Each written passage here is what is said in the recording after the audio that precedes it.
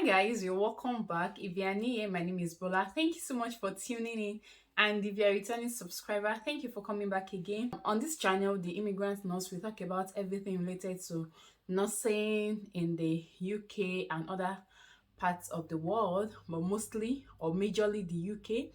If you are not yet subscribed to this channel, but you've been following my videos, please hit the red subscribe button down below. It will do me a great pleasure to have you around. And if you've been watching videos and you've not been clicking the like button, it's not fair. It's honestly not fair. So please try to hit the like button. It helps to increase the reach and make other people aware of what is going on about nursing in the United Kingdom, which is the essence of the channel anyways. So today guys, I'm going to be spilling all the tea. Don't come for me if you're watching this video and you feel like, oh, I'm exposing secrets or I'm saying too much or I'm giving out TMI. Please don't come for me, because the truth is they're all over on the internet. So this is just me trying to break it down and help people understand things better, because a lot of us came into the United Kingdom with so much expectations, only to come face the reality and see that things are actually different from what we expected. So today, from the topic, you can already tell we'll be talking about salaries in the UK for band 5 nurses. I'm still a band 5 nurse, so I'm going to talk within the scope of what I know. I've only just migrated to the United Kingdom less than a year ago, and I'm still a band 5 nurse, so I have good grip of how things work when it comes to salary, and I want to share with you guys so that you guys will have a better understanding and better idea. And I think this video will also inform you much better about how to make your decision when you are signing the offer letter, or when you get your offer letter and you can decide whether you really want to go with a particular employer, or you want to wait till you get something that is much more favorable and that is more soothing. Okay, if that is something that you feel you're interested in or you want to know more about, please don't go anywhere. Stay tuned and keep watching. Okay guys, so basically discussing details about band 5 salary. Now let me start by explaining what is band 5. If you are a nurse, you already have an idea, but if you don't have an idea, you are still in the process and you don't quite get it, I'm going to give you a very quick breakdown. So a band 5 nurse is someone who has successfully passed the OSCE examination, which is the objective structured clinical examination that you get to write when you come into the United Kingdom. And once you pass it and you have your PIN, then you become a band 5 nurse, which is like the starting position for every nurse that migrates into the UK as an internationally educated nurse. And I think mostly if you are getting into nursing in the United Kingdom, maybe after graduation, or you are migrating from another country, you start out as a band 5 nurse. That's the starting level. Now, this band 5 nurse has 3 stages or 3 categories. I'm going to be talking basically about internationally educated nurses, because that is what I am. And I think that is what is applicable for this video as well. So there are different levels of band 5 nurse, like I was saying. There is the entry level, there is the mid level, and there is the top level. So the entry level is those who are coming in newly, fresh graduates who are just graduated. They are the ones that are mostly categorized on the entry level. And I will say that, disclaimer, this video is not a one size fits all. It's dependent on the discretion of your trust and how generous and nice your trust is. That is what will determine what level they will place you on. Okay, so from my own knowledge and from my own experience, I know that for my trust, what they do is they categorize you based on your year of experience. So if you've got just between 0 to 2 years of experience, then you are classified under the entry level. And if you've got between 2 to 5 years experience, you are classified under the mid level. And if you've got 5 years experience and above, you are classified under the top level of band 5. And what that means is, for those who are at the entry level, they get to earn the least salary range for band 5 nurses. So in the United Kingdom, there is a range for salary for nurses. So that means if you've been seeing job offers, you would have seen that most times they write from 25,655 to 31,500 and something. Yeah, that's the salary range. Now the way they split it is this. So if you are in the entry level, if you are coming in newly with less than 2 years experience, most times, especially for my trust, I'm going to be using my trust as an example because that's where I have my first hand experience. Because I know that there are other trusts that, regardless of your years of experience, they're still going to start you on entry level, which is something that I find very, very un unfair. I think it's just unfair to start a nurse who has had like over 5 years experience on an entry level because they are coming in newly, but I'll get to that later. It's not a gist for now. So like I was saying, for my trust, between 0 to 2 years, you get to earn the salary on the entry level, which is £25,655 per year. And if you divide that per annum, I'm going to insert a chart. If you're following me on Instagram, and that's the thing, if you're not following this channel on Instagram, we have an Instagram page that is an extension of this channel, and on that Instagram page, once in a while, I get to post some job vacancies. I get to post some vital information that you will be very useful for you in your immigration process. So if you're not following the immigrant notes on Instagram, it will be very, very profitable for you to do so. Just go on Instagram, search for the immigrant nurse. I'll leave a link also down below, okay, so that you can catch up on all the tips and everything that is being uploaded there. So I'm going to insert a table that I put up on Instagram to give you a breakdown of how much your take home is after deduction, which is the tax deduction, the national insurance, and the pension. Those are the deductions that usually come with salary. Okay, I'm going to talk about that later. I'll dive into further details later. So let me get back to what I'm saying. So from 0 to 2 years, you get to earn £25,655 per year, and from 2 to 5 years, you get to earn about 27,000 plus pounds per year, and from 5 years and above, which is the top level of band 5, you get to earn 35,000, 31,000, 31,000 plus pounds per year. Okay, that is the way it works. That is how it is done. Now, for those who are coming in on entry level, don't be sad. There is a good news. The good news is this: depending on your trust, I'm going to be very, very safe with whatever I say so that somebody will not just pick my words and go and use it anywhere else. So I'm putting out a disclaimer. I don't know what is applicable in other trust. But from my experience and what I've seen happen in my own trust, depending on your trust, every year you get to have salary increase.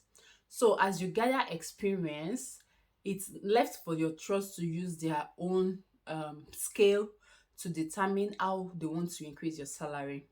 So what happens is, if you've come in on the entry level, depending on your trust, they can increase you or promote you to the mid level when it comes to the salary range. So let's say that you came in and you were earning 25,655. After a year, if you've been able to pass your probationary period and you've done well, you've met up to the expectations and your appraisals are good, your salary can be increased up to 27,000 plus, which is the mid level of band 5. I know of a trust, which is where my friend is working, and we were talking sometimes around the week, and she was telling me that they've promised to even increase them from the entry level to the top level, like they are going to skip the mid level for them. So that means they are increasing their salary straight from 25,655 to 31,000 plus. That is a massive increase. That is like over £6,000 increase. Yeah, over £6,000 increase, which is a lot of money. Like, that is a remarkable addition to your salary. Okay, so it depends on what is applicable in your trust. Now let me now tell you the details about the deductions that happens in your salary. Now, because you are earning 25,655, if you divide it by 12, that is like over 2,000 plus pounds per month. But the honest truth is, there is no way you are going to take home 2,000 pounds per month. What is going to happen is you are going to take home about 1,600 and something pounds per month. And I'll insert images that will show you the breakdown of how deductions are being made.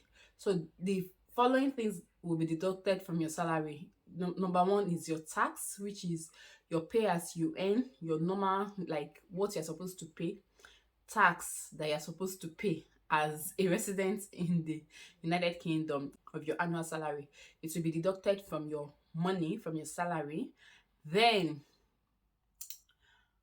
national insurance will also be deducted from your salary. And national insurance is just like that fee that covers for every other thing that is related to your residency in the United Kingdom. So it will be deducted from your salary, as well as pension. Now, pension can be optional. You can choose to opt out of pension. You can choose to be in the pension scheme. And for the pension, about 9.3% is being deducted, and your employer gets to add some more money to just, make it accumulate, so that at the end of the day, you get a lump sum money to enjoy your retirement. At this point, I'm going to say that if you plan to leave the United Kingdom in 2 to 3 years' time, there's no point registering for pension. Honestly, there's no point getting yourself involved in the pension scheme. Just opt out naturally from the beginning, opt out.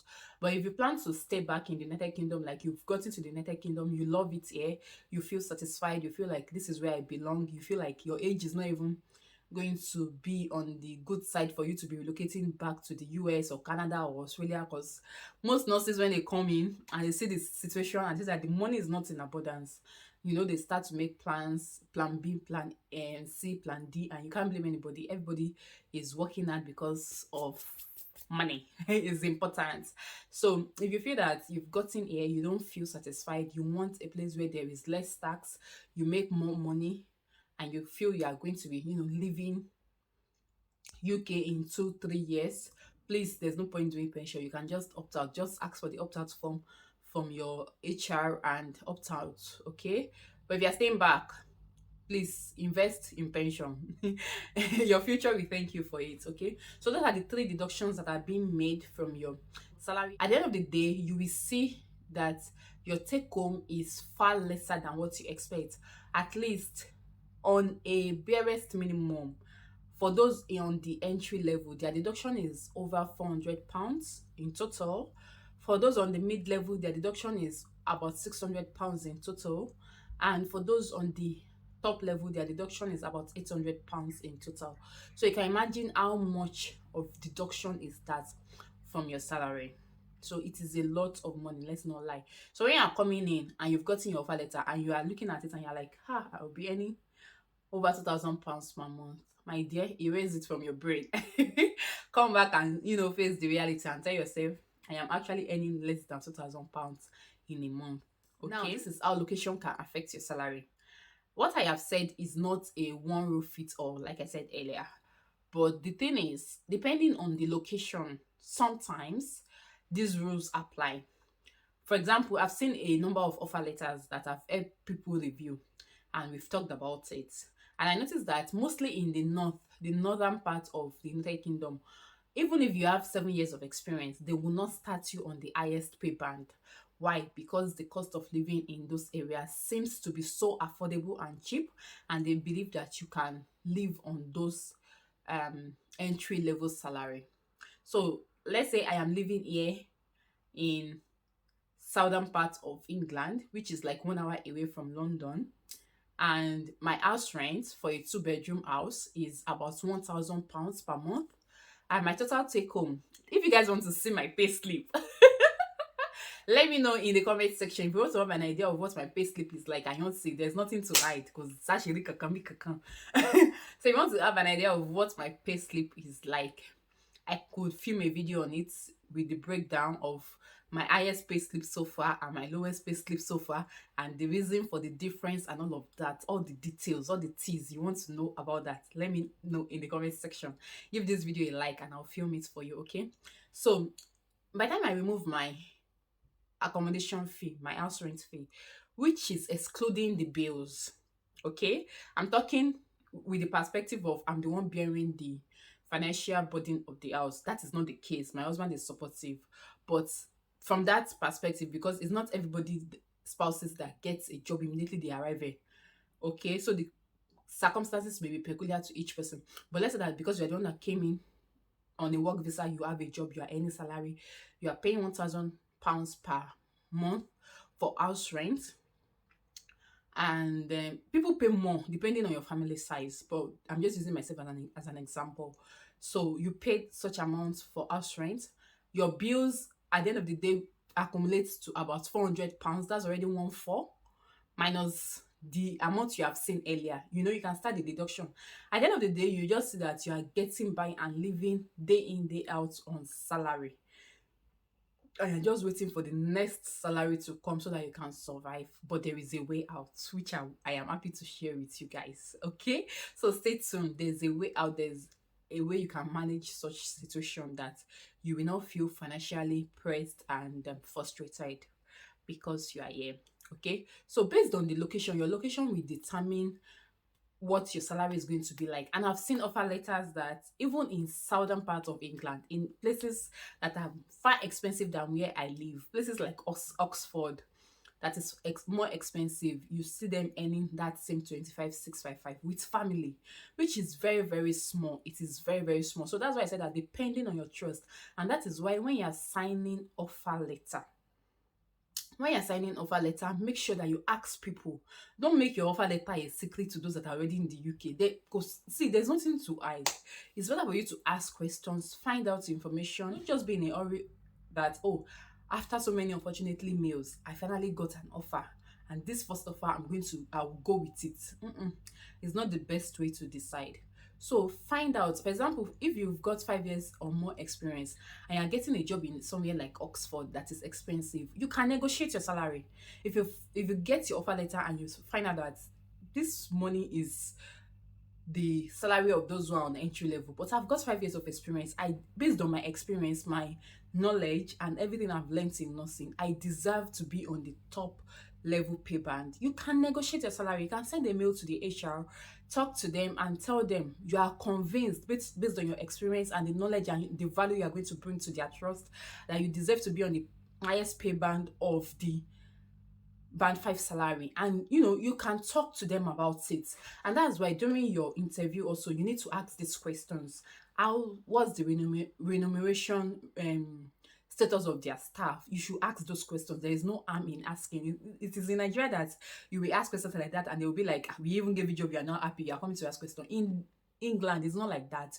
There is the freedom of speech. There is the choice to, you know, make and decide whether you want or not. It is not a do or die affair. Make sure that you also learn to negotiate your salary when you see it, and depending on what value you have and the kind of, and that's why you have to make sure that your cover letter, your CV, everything is so impressive and is so professional to the point that it will be a good point, like it will be a good evidence for you to throw at them and tell them you've got this is what I've got. You have to sell yourself. You cannot come here and be earning peanuts and be treated, and the kind of frustration that you carry over from Nigeria and you thought you have gotten here, you feel relaxed and you feel, oh, my prayers have been answered. You realize that you are still feeling frustrated all over again. Okay, so yeah, that's what I want to, those are the things I want to talk to you about in this video. So if you are still in the process of job search, just know that you can actually negotiate your salary based on your level of experience and the value, the knowledge, and everything you've got. You can negotiate your salary. Don't snooze, Ma Jones, Ma Jones at all. Don't shortchange yourself, especially if you are in the expensive areas. If you are going to be coming to the expensive part of England now, talking about how to strike a balance, how to not feel frustrated, how to get more financial income, and all of that, what to do, what not to do, the formula, and balancing things, and all of that. If that is something you're interested in, let me know, okay, in the comment section. And if you're not even interested, whether you like it or not, I'm going to film that video because you need the knowledge. It's going to be very, very, very helpful for you to settle in and find your balance. And in 1 to 3 years of being in the UK, you can, you know, buy your own house, you can live large, you can buy your car, you can live the dream life you want to live. It is achievable. Even though the salary is small, it is still achievable. There are ways to it. Okay, so if that's something you want to see, hit the red subscribe button so that when I upload the next video after this one, you'll be the first to get notification, and you'll be able to enrich yourself with further knowledge on things to do to strike a balance in your financial status as a new immigrant in the United Kingdom. All right. Thank you so much for watching this video. If you feel it was helpful, if you feel that it's useful for you, please let me know. Click the like button, share with your friends and family, and I'll see you in the next video. Till then, stay safe and stay blessed. Bye.